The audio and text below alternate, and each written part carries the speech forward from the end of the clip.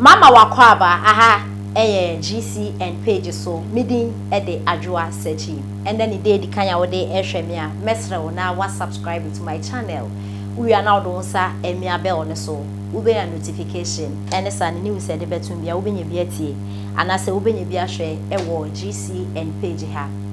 Daddy Fred ono na host the program awatuni the announcer newspaper ewo Facebook. Na okasa de ma NPP amayuku no Daddy Fred na okase na ninsema okay na ne se eye owura Kissi Agyabeng a oye special prosecutor sisi Airbus scandal eho ensema wode ma se hwehwemi no akosi say His Excellency Nana Addo Dankwa Akufo-Addo or appointed as special prosecutor se behwehwe ensemu amayofo omo ediska omo afe no mba be diska no embra ne omo ndi kyerese wo ba ye hu hwe Ghana fu bebre na kyerese sa office no the most useless office ever Ghana sika ye de etua omoka enti no sa office ne kra ebe ya nka omo entwe because eye owura Kissi Agyabeng obeye special prosecutor ye hu obi a watch ne se we disika anase obedi sika kyerese ye hu hwe ena ne se yes ye wo special prosecutor ewo omaimu ena Ghana fo kasa ho na de ade na Daddy Fred ena okase ena ochirese sa Airbus scandal no omde ama wo owura Kissi Agyabeng se ye nhwehwemu wo me no ese oye no entem because Airbus scandal no ebae no Ghana fo bebre omo etage eye omanpani dada His Excellency John Dramani Mahama se ne ho ewombi because Airbus scandal no ebae ewo NDC penso abra na omanpani dada John Dramani Mahama eye vice president omo ekodi eye ewimuhyen hudwa ewa manone a ede sa scandal na ebae enti no omanpani dada John Dramani Mahama de ye ka Airbus a ni din yentumi enyimfim ende anase ochina leno ena Daddy Fred ekyerese enche bia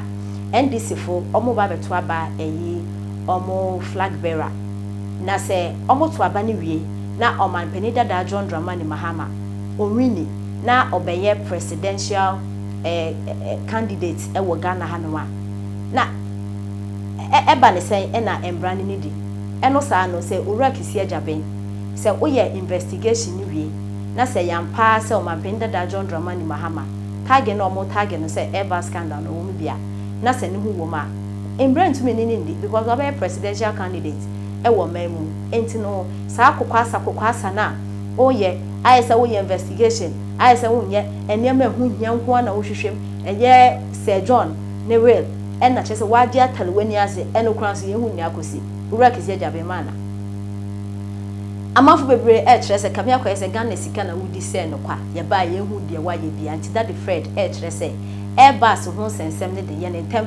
na hwehwem no mampani dada John Dramani Mahama ni hu wom se de Ghana fo kan ampa na embrani ni di ansa na NDC fo ato aba because NDC fo to aba no mu yi no as omo flag bearer no be presidential candidate enya de embra betu mi ni di enti no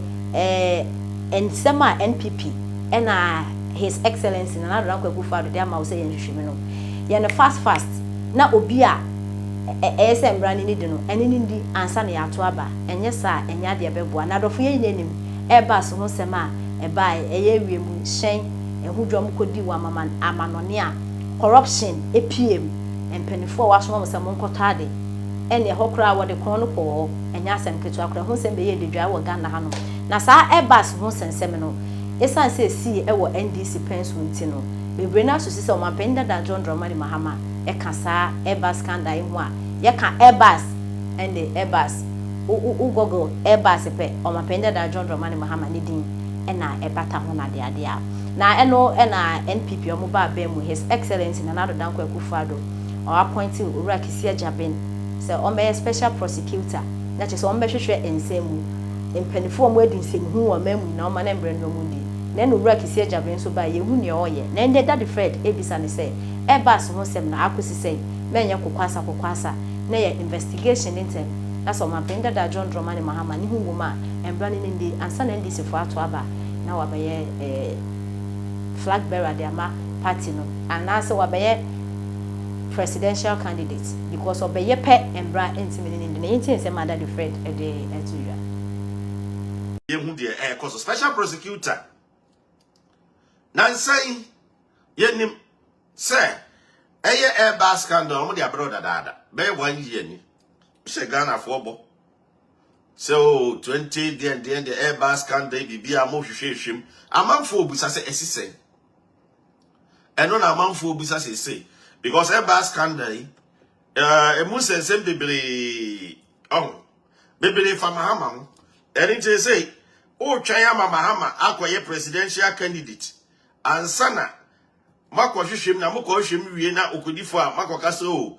presidential candidate nti mo asem no or cover by insurance le de keka ho ana nti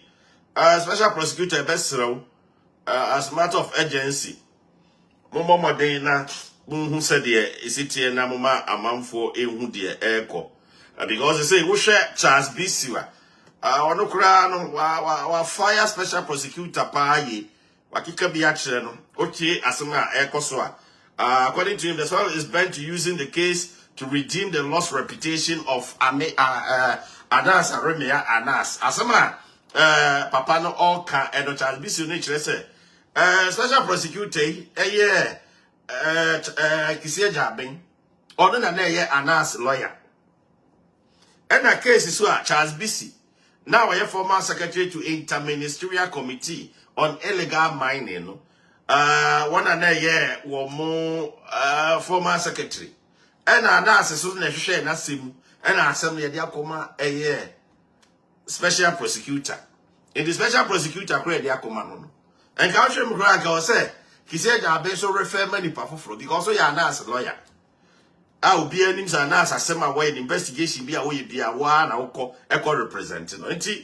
I know circumstances we can rescue home free case in him. And Charles Bisiwa Charles no person say say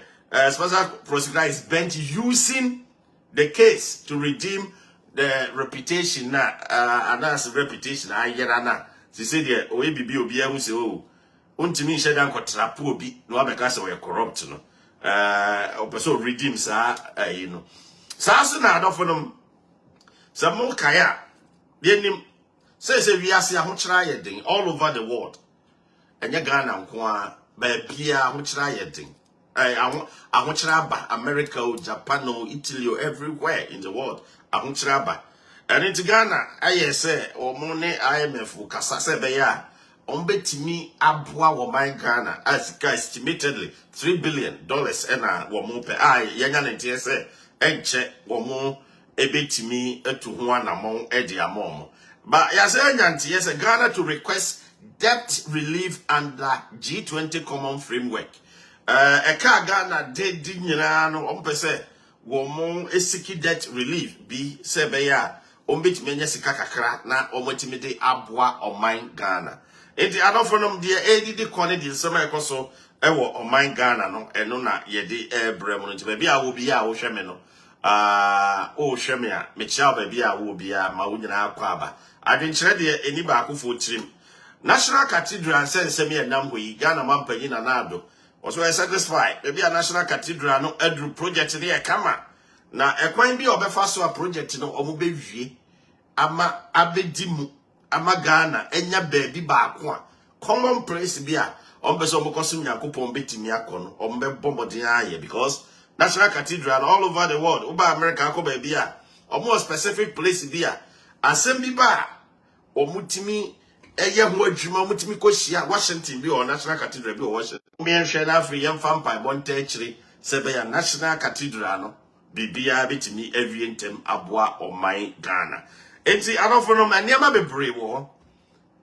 de ekoso ewo Ghana no munya abotre kakra yenyina yenim sa ahokyra ba biase oho menyi ni se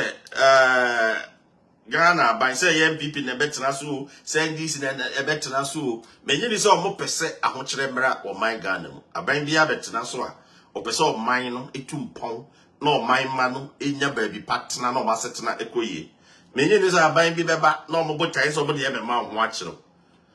enti MPP na tira konya so say ahokyre ba say hwe COVID oko China